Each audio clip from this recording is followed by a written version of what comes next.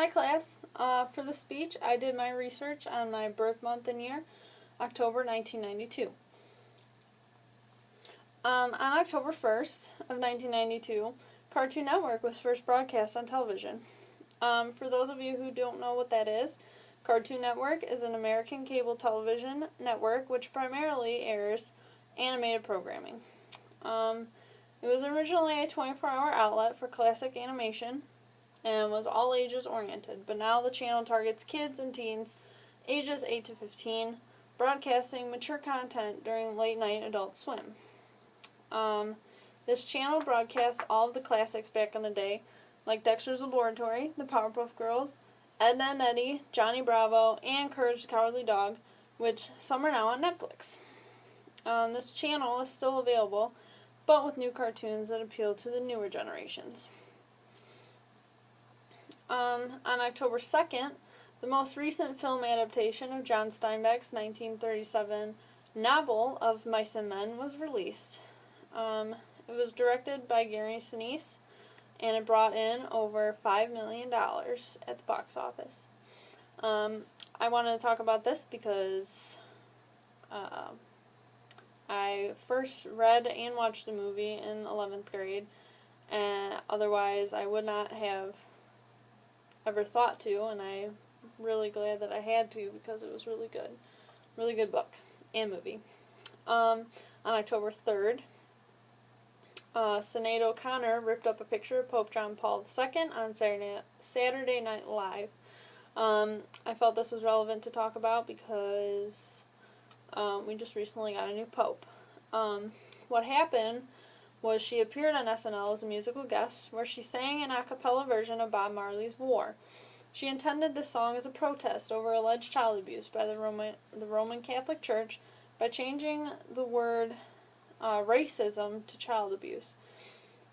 She then pulled out a picture of Pope John Paul II and held it up to the camera while singing the word evil, and proceeded to tear the picture into pieces and said, "Fight the real enemy," and threw the pieces toward the camera. On October 5th, Eddie Kendricks, American singer and songwriter, and one of the lead singers in the Motown singing group The Temptations, died on this day of lung cancer at age 52. I felt that I wanted to include this because I've recently been listening to this kind of music lately, and I wanted to throw it in there. On October 9th, an estimated 26-pound fragment of the Peekskill meteorite lands in a driveway of a residence in Peekskill, New York, destroying the family's 1980 Chevy Malibu. I wanted to talk about this because of the recent meteorite that flew over Russia. This was an event, or this Peekskill meteorite was an event witnessed by thousands across the East Coast.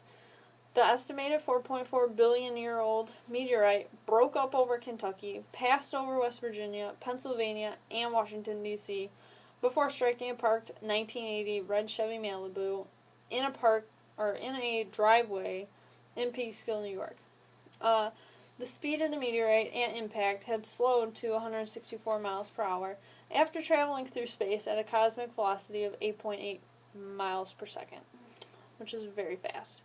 The meteorite traveling across the sky was documented by 16 separate video recordings.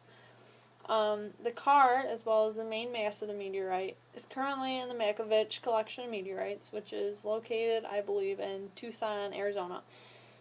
Today, small specimens of this meteorite sell for approximately $125 per gram. The main meteorite that had smashed into the car was sold for more than $69,000. In the celebrity world, on October 12th, Josh Hutcherson was born. Josh Hutcherson is an American film and television actor. He began acting in the early 2000s, appearing in several minor film and television roles. He is known for his major roles, most recent major roles, in the comedy RV with Robin Williams, Journey to the Center of the Earth, the film adaptation of Bridge to Terabithia, his most recent work that was done in the remake of Red Dawn, and the film adaptations of The Hunger Games, as well as the upcoming new movie in November, Catching Fire, which is the second film of the Hunger Games trilogy. 3 days later, in my world, I was born. So, woo! The next day, on October 16th, David Letterman celebrated his 1700th show, which is impressive because he's still going today. On October 28th, Lee Jae-rim, a cult minister of South Korea's Dami mission, was the first to predict a doomsday of October 28th. On this day, the capital virtually closed down the streets, and the streets were filled with riot police and ambulances, while religious cultists awaited the rapture that would bring them to heaven and signal the end of the world. 20,000 people around the world eventually were caught up in the madness. 1,000 people gathered at the mission's main temple in Seoul, awaiting the midnight deadline. 1,500 riot police and more than 200 detectives surrounded the building, closing off exits to the roof and barring windows because they feared that mass suicide would occur if they didn't. The midnight deadline had come and passed, and by morning, the disappointed Doom Watchers had all gone home. A few months later, Lee Jae-rim was convicted on fraud charges.